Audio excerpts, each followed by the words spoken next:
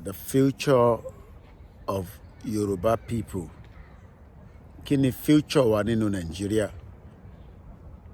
Kí ni future wa nínú Nigeria?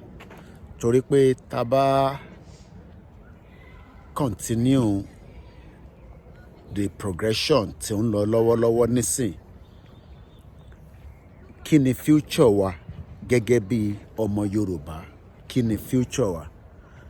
Àti pé ọjọ́ wo gan la fẹ́ gbọ́n, ọjọ́ wo la máa gbọ́n, because ọ̀pọ̀lọpọ̀ tí wọ́n gbọ́ àgbọ́yé ìdí pàtàkì tí a fi ń sọ fún àwọn ọmọ Yorùbá pé a ní future kankan mọ́ nínú Nàìjíríà.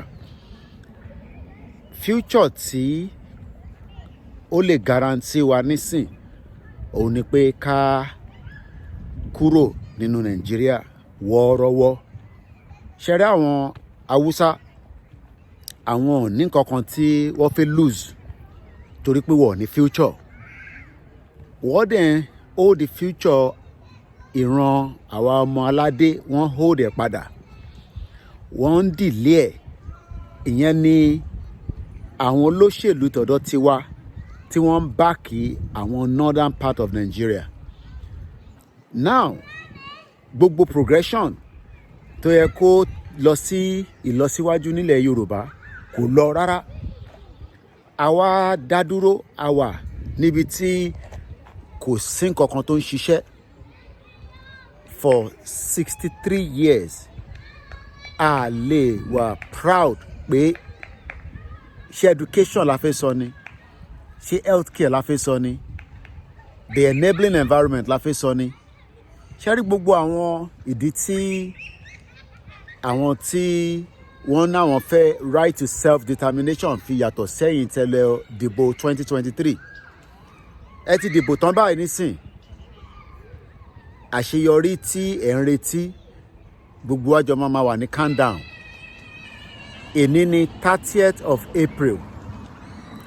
In another year from today, in another 2 years, 3 years, 4 years, in another 5 years, 6 years, 7 years, tó bá máa fi máa pé 8 years, agbára tí ẹ̀ ń sọ pé ó wà lọ́wọ́ Yorùbá ó máa padà sí north ní 2031.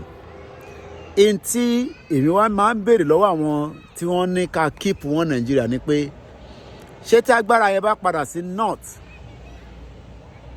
ṣàtún máa start all over again. And gbogbo intan sọ fáwọn èèyàn, wọ́n náà wọ́n fẹ́ gbọ́, wọ́n ní politics tí wọ́n ń ṣe lọ́wọ́lọ́wọ́ ó tẹ́ àwọn lọ́rùn. Àwa ní kò tẹ́ wa lọ́rùn. Politics ò lè support the vision and the mission of Yoruba people.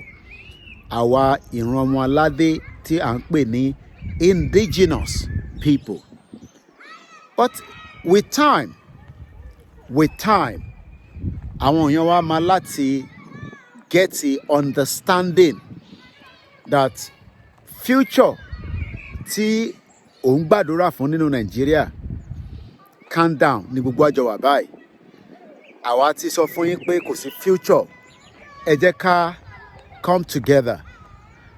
Àwọn tó jẹ́ representative wa láti senator, House of Rep títí dé gómìnà, they are not ready for future of Yoruba people.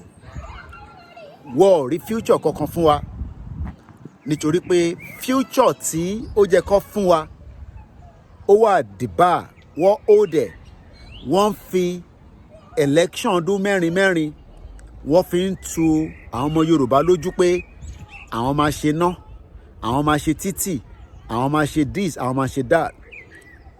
Ìbéèrè kí tó tún máa lọ ni pé kí ni future wa nínú Nàìjíríà?